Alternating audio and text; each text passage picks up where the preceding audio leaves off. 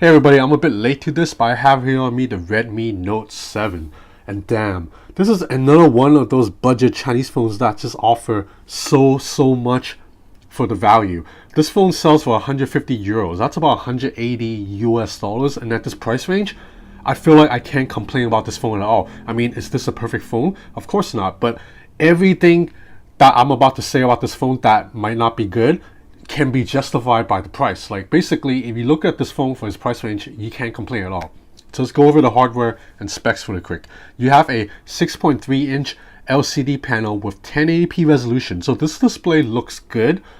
And for the most part, you're not going to have any issues. I do think color accuracy is a little bit off. And under direct sunlight, it doesn't get bright enough for you to see. But that's only an issue if you live in a very sunny part of the world and you're always outside. Otherwise, if you are indoors or you're outside at night, no problems at all. This is a beautiful screen. So the build of the phone, it's plastic, but it still feels very nice. So the body has a curvature to it that fits into the palm very nicely. Now, the only nitpick I have, again, this is only a nitpick, and once you factor in the price, you can't really complain. It's at the display panel. It's flat, completely flat, and it's placed on top of the body. So there's a little rough edge right here. You know, I'm someone that's used to using flagship phones. So when you have something like a Samsung Galaxy S10 Plus, everything is completely smooth. Likewise with the LG G8 that I have here right now. Like the screen, you notice it curves down into the chassis on all sides. So every end of the phone, it's smooth. With this, you'll feel a rough edge. But again, this is nitpicking on my end, because every mid-tier or budget device has this same issue. Now back to the rest of the body. So this is a plastic back, but I really like this kind of shimmery gradient design. I really like that when light reflects off of it, you get these really cool patterns. This is very visually immersive to me. Like I usually don't like phones in this color, like purple pink, but this one I quite like. I think it looks very nice. Now in terms of ports, this phone charges via USB-C, so that's a major win, because if you remember, all the other budget phones from Vivo, Oppo, Realme, they use micro USB. So this is a win because USB-C is just better technology. And you have a single set of bottom fine speaker grills right here. This left side is fake. All the buttons are on the right side. You have a power button here and volume rockers right here. At the top, you have a headphone jack and an RL blaster. On the left, you have a SIM tray that houses either 2 SIM cards or 1 SIM card and 1 micro SD card. So the chipset inside is a Snapdragon 660 with either 4 or 6 gigs of RAM. So this unit I have here only has 4 gigs of RAM and it's the base model, and it's still really good. So I can play games on this phone absolutely fine. I mean, check out the frame rate and the graphics on this. This looks really damn good. I mean, check out the reflections off the hood of the car. That's like really awesome 3D graphics in real time running right now, and the phone did not heat up. There's no dropped frame rates. And if you care about stuff like Geekbench, we'll check out the score really quick.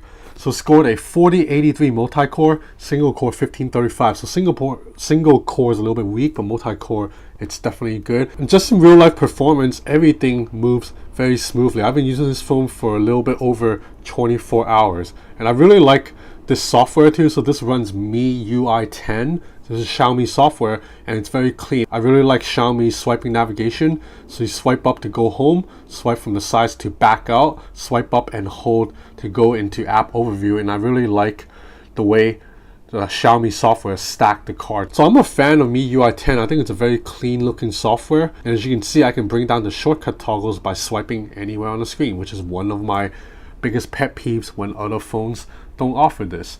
Now moving to the back, this is probably the main selling point of the phone. It has a 48 megapixel main camera with a 5 megapixel depth sensor. So this 48 megapixel camera has already been seen a bunch of times. It's basically the same system used in the Vivo V15 Pro or the Oppo F11 Pro or the Honor View 20. It's basically 48 megapixel in name, but really what you want to use it for is to shoot 12 megapixel photos. In fact, almost 99% of the time when you use this Redmi Note 7's camera, it's going to be shooting in 12 megapixels. The only time you can even activate 48 when you go to Pro mode, and up here you have this toggle. But when you shoot in 48, you'll notice that image gets a little bit noisy. So it's better to just shoot at 12 megapixel because the phone uses a quad Bayer technique that will combine 4 pixels into one, so you get sharper images. So overall, camera performance is pretty good.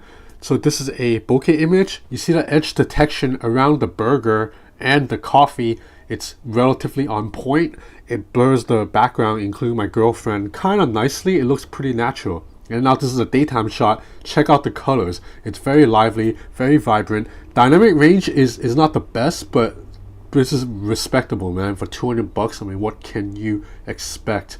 Like, just overall, this camera is really good. Like, check out this shot. It's 12 megapixel. It's sharp and clear as hell. Now, when you go into low light, you notice that it's very prone to overexposure when you're shooting in auto mode. But the good news with this camera is you can shoot in night mode, and when you do that, images turn out a lot better. So I'll show you really quick. This is a picture taken with the normal auto mode, and then now you go to night mode. You see it's a lot better balance. You check out in normal mode, it's completely blown out inside this building, but now you shoot in night mode, you can see the inside. The lights are better balanced, and even though these cars are moving, they're not that blurry. This is a very clean, very sharp looking image. Again, this phone is 200 bucks. I mean, for 200 bucks you can grab an image like this. That's insane. Just overall, this camera, it's really sharp, really clean. I mean, you look at this shot, I think with a inferior camera, it would probably blow out the lights out the window, but instead you get really good balance. You can see out the window really well, even with the lights are shining in, and you can still see the details on the wall right here. This is a really nicely balanced image. So now in terms of video, you can only shoot at 1080p at up to 30 frames per second. So there's no 4K recording on this, but I think 1080p, it's more than usable. Check out dynamic range on this. It is clean, audio is clear, and you see it's focusing pretty well between when I moved over to my girlfriend and then now back to the street. So next I want to show you a video of me walking and talking, because this phone's stabilization is really damn good for this price range. So I'm walking right now, and look how smooth this is. This is pretty smooth.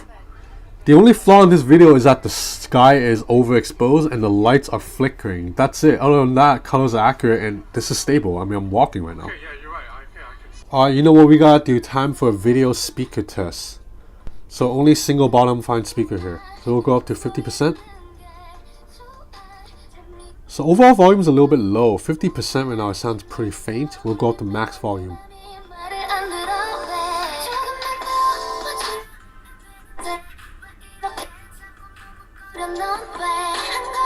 So the speakers are okay. I think overall volume is a little bit low, but at least you don't get distortion at max volume, and the screen looks good. So in terms of battery life, there's a 4000 milliamp hour battery inside, so this phone will definitely last you all day.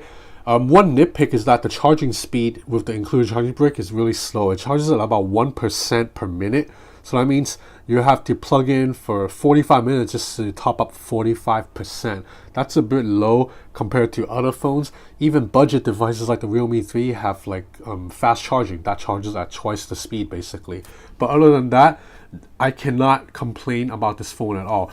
At this price range, this is absolutely a steal and an amazing value. This phone's videos are so crisp and so smooth. I'm blown away. And the overall feel of the phone feels pretty nice. Other than my little nitpick that the rough edge right here, nothing about this phone feels cheap. And I really like the kind of gradient back too. So that's it for now. If you want to see me do more testing with this phone, let me know what you'd like to see. I'll definitely try to follow up. In the meantime, you feel free to follow me on Instagram at Ben's Gadget Reviews. That's my Instagram account. I post a lot of photos and video samples on that if you want to see more. And also you can follow me on Twitter at NixGadgetUp. I also have a website, nixgadgetup.com. So if you're interested in my work, you can follow me on all those channels. And of course, you can subscribe to this channel too if you like my work. I'd really appreciate it. So that's it for now. Thanks for watching.